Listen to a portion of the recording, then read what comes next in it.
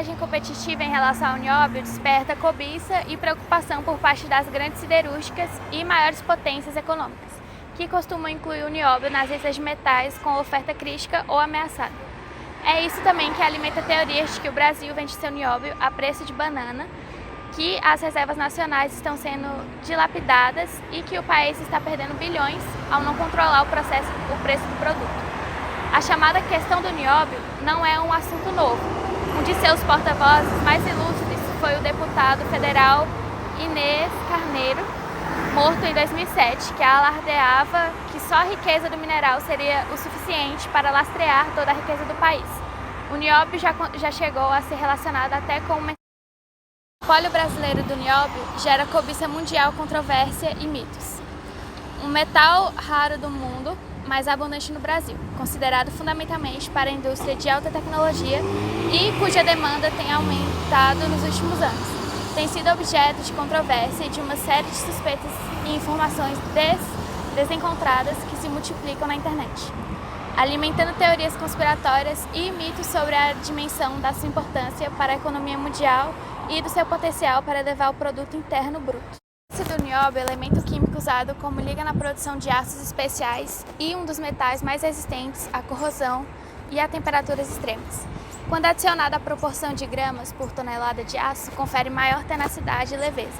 O nióbio é atualmente empregado em automóveis, turbinas de avião, gasodutos, em tomógrafos e ressonância magnética na indústria aeroespacial, bélica e nuclear, além de outras inúmeras aplicações, como lentes ópticas, lâmpadas de alta intensidade, bens eletrônicos e até piercings.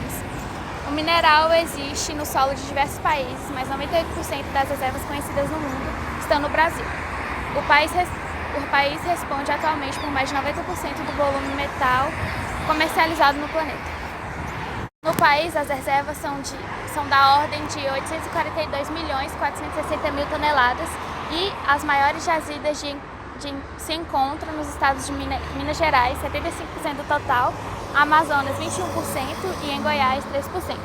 Segundo o relatório do Plano Nacional de Mineração, 2030, o Brasil explora atualmente 55 substâncias minerais, respondendo por mais de 4% da produção global e é líder mundial apenas na produção do nióbio. No caso do ferro e do manganês, por exemplo, em que o país também ocupa posição de destaque, a participação na produção global não ultrapassa os 20%. Após o empresário Marcos Valério afirmar no CPI dos Correios em 2005 que o Banco Rural conversou com José Dirceu sobre a exploração de uma mina de nióbio na Amazônia. Em 2010, um documento secreto do Departamento do Estado americano, vazado pelo site Wikileaks, incluiu as minas brasileiras de nióbio na lista de locais cujos recursos e infraestruturas são considerados estratégicos e imprescindíveis aos Estados Unidos. Mais recentemente, o nióbio voltou a ganhar os holofotes em razão da venda bilionária de uma fatia da Companhia Brasileira de Metalúrgica e Mineração, maior produtora mundial de nióbio, para companhias asiáticas. Em 2011, um grupo de empresas chinesas, japonesas e sul-coreana fechou a compra de 30% do capital de mineradora com sede em Araxá, Minas Gerais, por 4 bilhões. Independente do debate, muitas vezes ideológico, por trás da questão e dos mitos que cercam o mineral, o fato é que o quase monopólio da oferta ainda não resultou numa política específica para o nióbio no Brasil ou programa voltado para o desenvolvimento de uma cadeia industrial que visa agregar valor e este insumo que praticamente só o país oferece. Trata-se de um minério nobre encontrado em poucos países, mas o preço está muito distinto do valor do ouro. Segundo estatísticas oficiais, a liga ferróbio-nióbio foi comercializada em 2012 pelo preço médio de 26.500 euros a tonelada. Já a cotação média da onça do ouro, 31,10 gramas, foi de 1.718 euros. O Brasil é o maior produtor mundial, respondendo por mais de 90% da oferta, seguido pelo Canadá e Austrália. O país detém mais de 98% das reservas conhecidas de nióbio no mundo, mas o mineral também é encontrado pelos países como Egito, Congo, Groenlândia, Rússia, Finlândia e Estados Unidos. Sua utilização garante alta performance em setores relacionados à siderúrgica, sobretudo na produção de aços de alta resistência. Hoje o nióbio já pode ser considerado um insumo essencial para a indústria aeroespacial, de óleo, gás, naval e automotiva, mas não se trata de uma fonte de energia primária ou de alto nível de consumo como o petróleo. O metal possui uma série de vantagens competitivas na produção de aços mais leves e ligas especiais. Quando adicionado na proporção de gramas por tonelada, confere maior resistência ao aço. Hoje é empregado em automóveis, turbina de avião, gasodutos, tomógrafos, entre outras aplicações. O quase monopólio brasileiro da produção dispersa a cobiça de preocupação de outros países, pois ninguém gosta de depender de um único fornecedor. Em 2011, um grupo de companhias chinesas, japonesas e sul-coreanas adquiriram por 4 bilhões de euros 30% do capital da brasileira CBMM. O preço médio de exportação de ferro nióbio subiu de 13 euros o quilo em 2001 para 32 euros em 2008.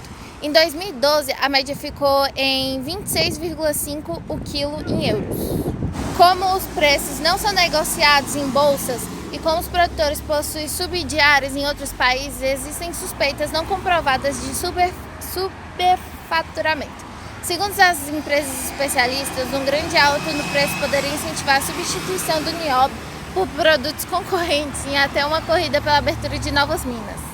Toda a produção brasileira de nióbio está concentrada nas mãos de duas empresas, a CBMM, controlada pelo Grupo Moreira Salles, fundada no Unibanco.